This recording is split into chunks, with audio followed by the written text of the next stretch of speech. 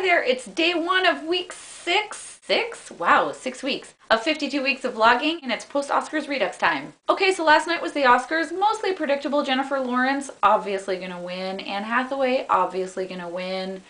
Adele, obviously gonna win. Tamest Adele acceptance speech ever. But there were a few surprises. Best Supporting Actor was definitely a surprise. I thought that would go to Robert De Niro, or although Christoph Waltz deserved it. Props to Argo for winning for Best Film. Best Director, I didn't see it coming, but again, I can understand it. A whole bunch of the technical stuff was pretty much expected. Although the award for makeup was a surprise. I figured that one would go to The Hobbit. The host made a bunch of really risque jokes. Actually, risque is probably the wrong word. The right word would be more like inappropriate. Although he made some okay jokes too. Actually, his comebacks after the inappropriate jokes were better than the jokes. Although the laughs kind of sounded the same all the time. Does the Oscars have a laugh track? But one of the most interesting parts of the evening was the first playoff during an acceptance speech, which happened number 1 with Jaws music, but number 2 during the acceptance speech for visual effects, which was interesting because what he was saying during that acceptance speech was that the Hollywood industry basically treats visual effects people like crap.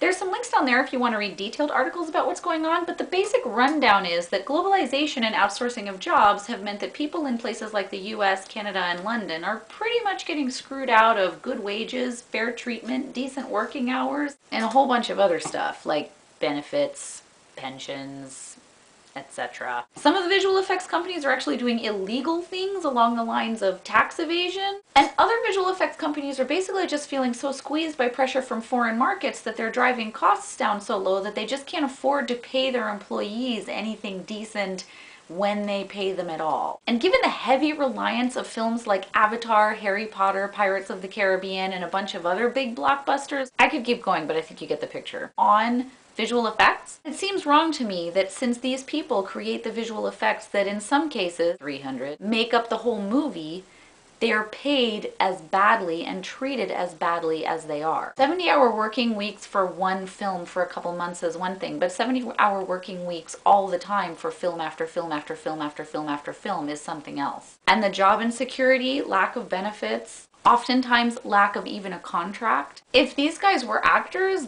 there would be something big going down. And that's part of the problem. Actors have a union, writers have a union, pretty much everybody has a union except for the visual effects people. But that isn't the only part of the problem. Film companies and studios need to be willing to give a bigger cut to the visual effects people in the first place. And the people who go to movies could be doing more to educate ourselves about how those visual effects got there in the first place. Were they made by a studio in California or Canada or London? Or were they made in a visual effects sweatshop in India or China, where people are paid even less and treated even worse than they are in North America? If we can demand that the Gap and Apple stop employing cheap overseas labor to make their products, we can do the same with the film industry. If you have any more to add on this topic, let's talk about it in the comments. Thanks for watching, and I'll see you tomorrow.